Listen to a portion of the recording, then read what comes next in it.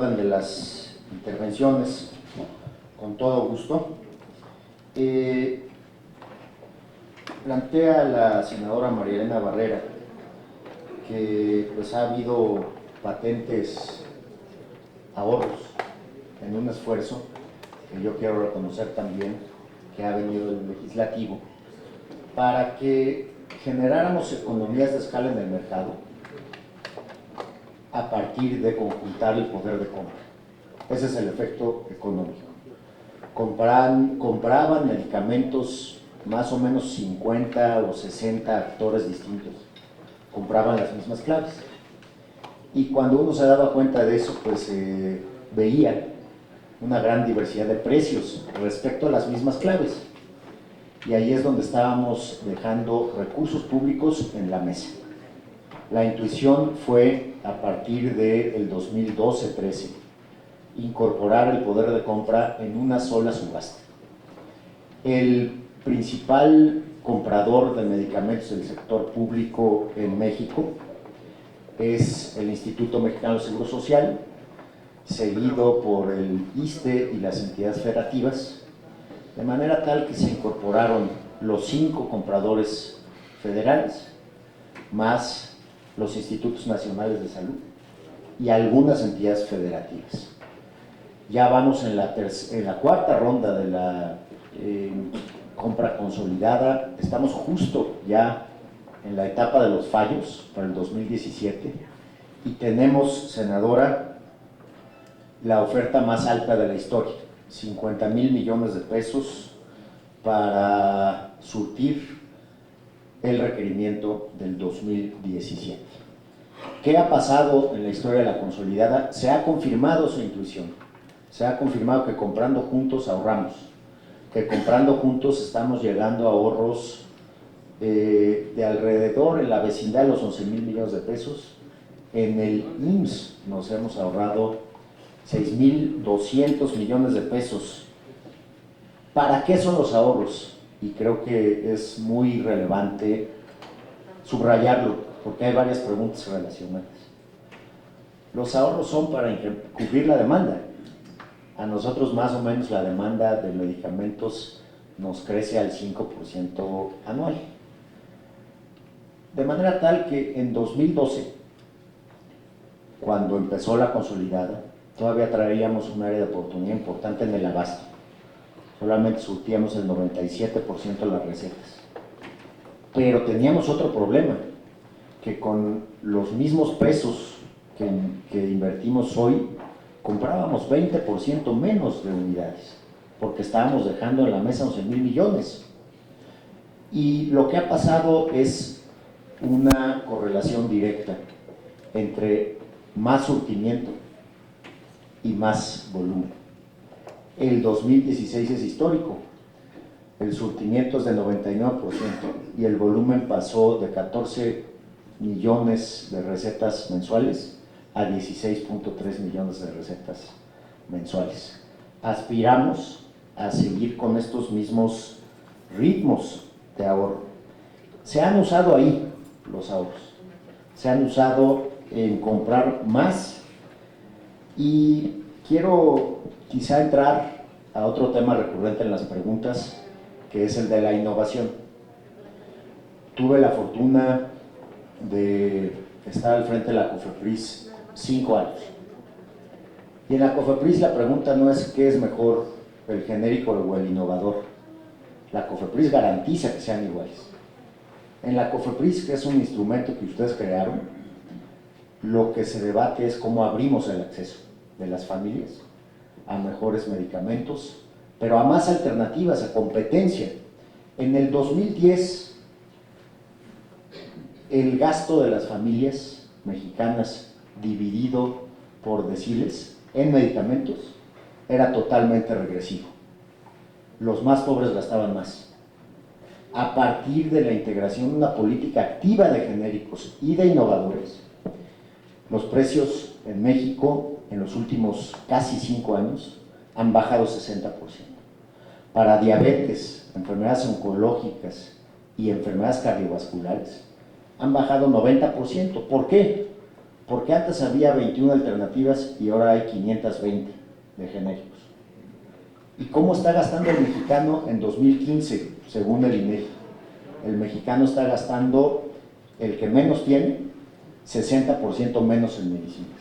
En el promedio se redujo 40% el gasto en medicinas, y a partir de ahí el ritmo de la consolidada ha sido diferente, porque ya nos estamos obligados a comprar 21 patentes, sino podemos comprar 520 medicamentos alternativos, genéricos, de calidad, seguridad y eficacia, monetariamente 24,000 millones de pesos de ahorro, 12,000 para el sector privado, 12,000 para el sector público, y a partir de esas dos políticas que se han dado de manera paralela, nosotros hemos podido surtir 20% más de las recetas. Ahí es donde lo hemos usado, y claramente hoy a esa compra consolidada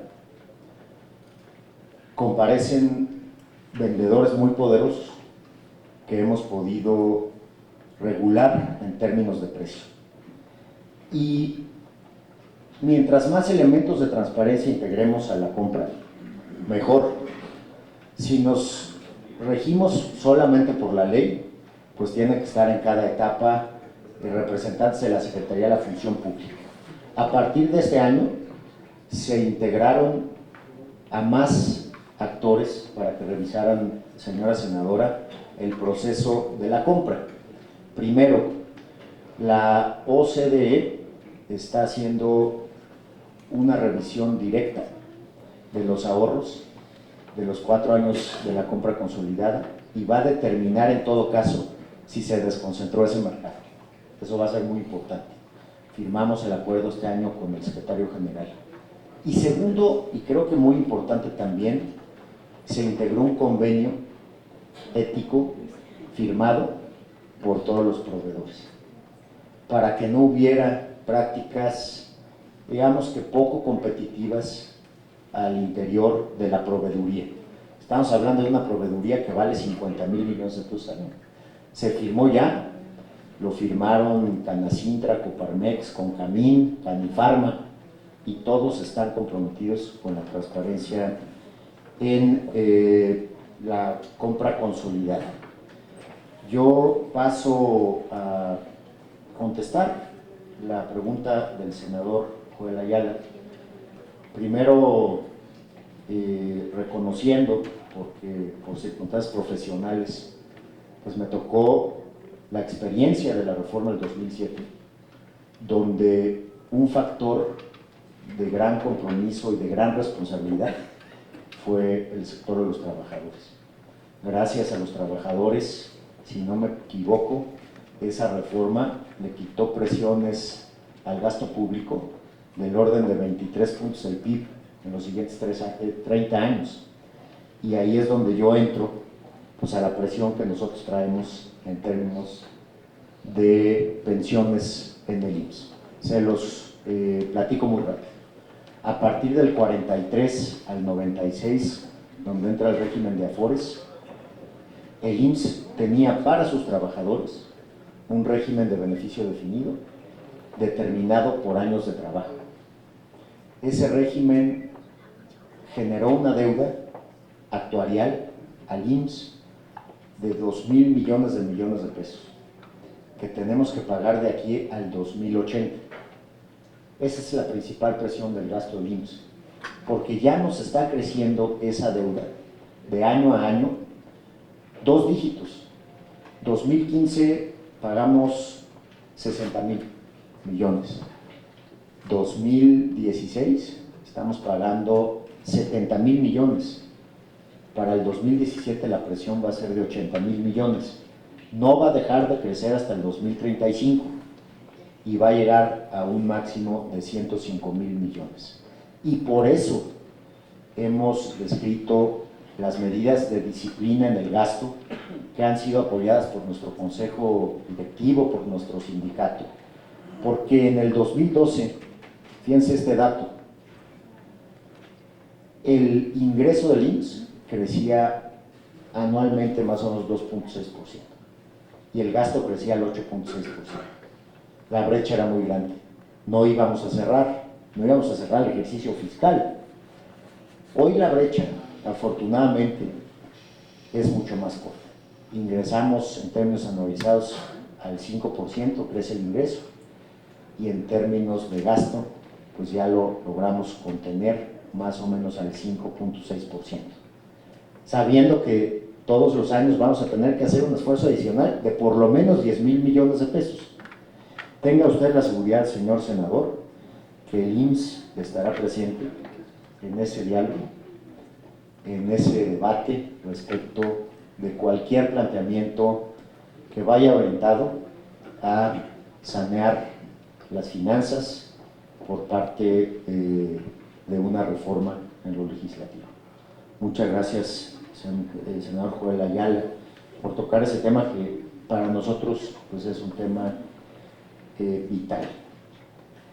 Muchas gracias al senador Juan Alejandro Fernández, que está creciendo el empleo en Baja California Sur al 8.5% en términos anualizados. Y eso para el IMSS, sin duda, es un reto. Y traigo a colación el esfuerzo que estamos haciendo, y también es un tema que le compete al senador Isaías González.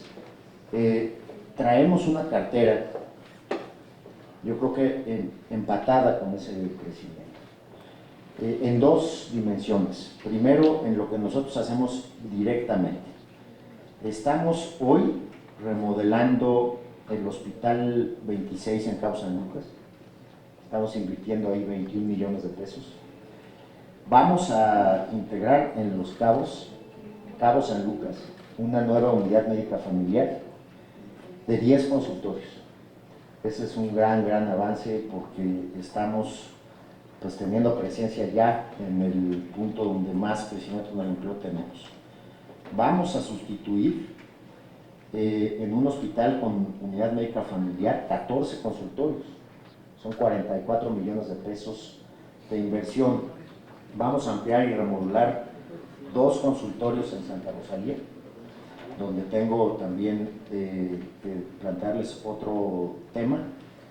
Ampliar y remodelar el Hospital General número 6 en San José del Cabo. Ahí traemos una inversión de 15 millones. Estamos remodelando la unidad de cuidados intensivos en La Paz, 9 millones de pesos, y ampliando y remodelando urgencias en el Hospital 2 de Ciudad Constitución. Y no solamente estamos haciendo eso, sino que estamos trabajando con el Estado para ver dónde podemos intercambiar servicios.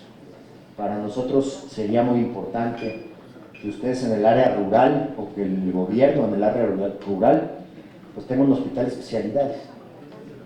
Si eso sucede, nosotros podríamos intercambiar ahí, porque lo que tenemos que hacer hoy es referir a los hospitales del noroeste, y eso pues implica gastos en traslado, y también implica pues claramente rezagos en la atención médica. En ese sentido, decirle también, senador, que el tratamiento de diabetes 1